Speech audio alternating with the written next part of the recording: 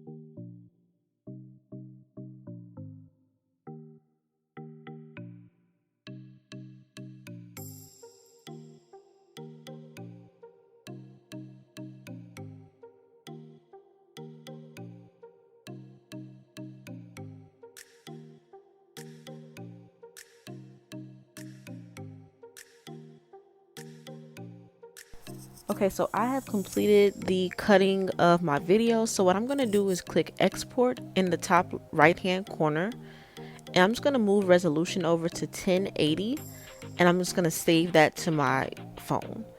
So while that's downloading everything, the next step that I'm going to do is be adding in my intro, any type of visuals that I need added, all that kind of stuff. So I'll speed through this saving process, but you'll see I'm gonna open up a whole new project on Videoleap using the video I just put together. This is just the way I like to do it. I could easily add the intro part into this part, but I just prefer to get this whole video all the way down together and then move on to the next steps. Okay, so now we're opening up a new project, and as you can see at the bottom, that's the video I just finished editing. So we're going to add that first, then click on that plus sign so I can now go and find my intro video to add to the very beginning. I recommend having a folder for your intro because I had to scroll a lot to find it, but I found it and I added it. So there it's sitting at the very beginning. I want to zoom in really quickly though and show you guys. I'm going to click that line between the two different clips, and I add a transitional effect between my intro leading into the video. I just personally like how it looks, so I like to make that transition happen. There's different ones you can choose from. I typically do the zoom effect, as you can see from there. I'm just going to leave it that way. The next thing I like to do, which is completely optional, I'm going to click down at the bottom where it says mixer, and I'm lining it up where I want it to go, but this is where you overlay pictures or videos onto another video. And I'm going to just go and find my Instagram name that I just made on the Studio app. And I just like to place that on my video so people can know, they can follow me on Instagram throughout the video. Now at the bottom of the screen, you can see where it says animation. I like to add that to any text that I bring onto the screen. So I'm just going to go through a couple of them so you can see how they work, but you've probably seen them before in different videos. That one spins in. I like to either scale down, or sometimes I like for it to just fade in or slide across. So I'll just pick the one that I feel like I like and go from there.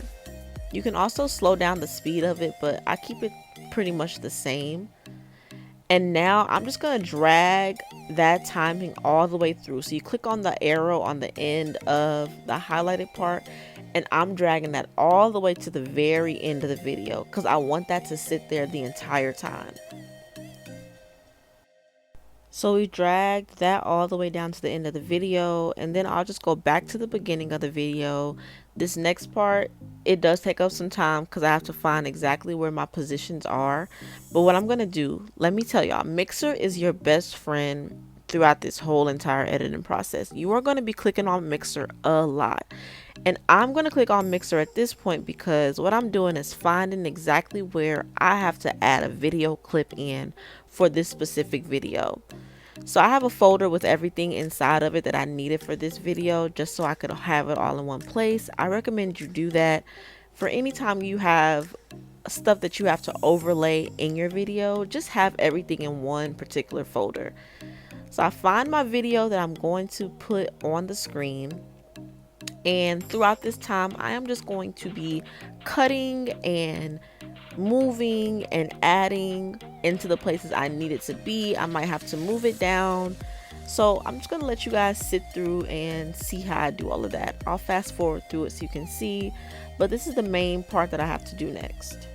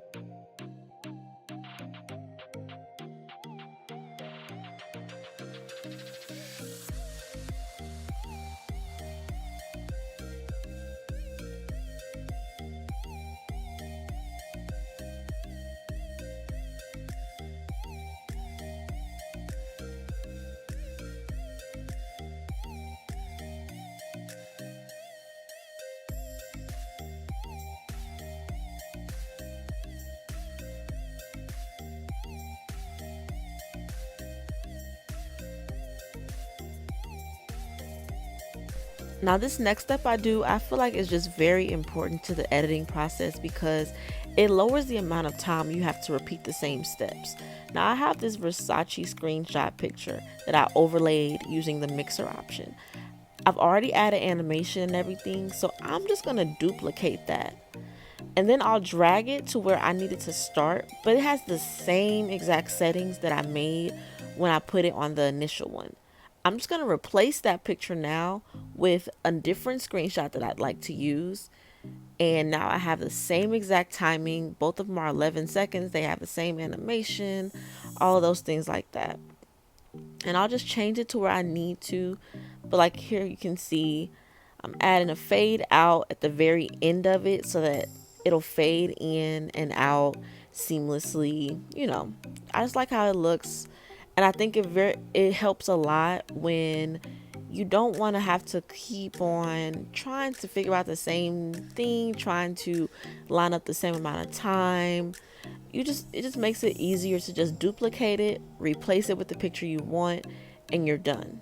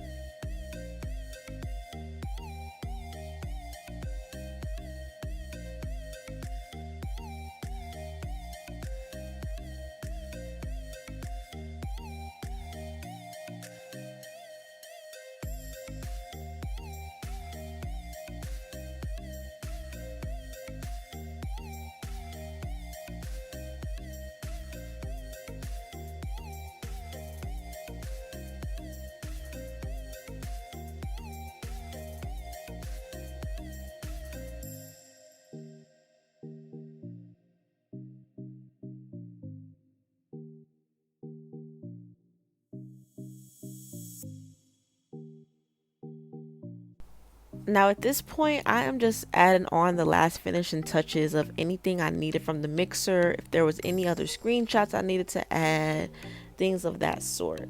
But after that, all I'm gonna do since I'm finished with this project is export it and save it to my phone, and I will go from there with adding it to YouTube. So I think that for the most part, it's a fairly simple app to use. I would say if you need to look at something again, just rewind this back. If you have any questions or if you're a little confused, just let me know in the comments and I can kind of walk you through it, or I can make an even more detailed video. I truly just didn't want to make this video too long, so I kind of just went over the basic functions of the app. But hopefully some of you will at least get a easy and simple understanding of how it works. Now I did say in the beginning of the video I was going to show you guys how I create my thumbnails, but like I said, I don't want this video to be too long. Here's the thumbnail I will be using, and I'll do a part 2 so that you guys can see exactly how I make my thumbnails. Alright, thank you guys so much for watching and stay tuned for part 2. Bye!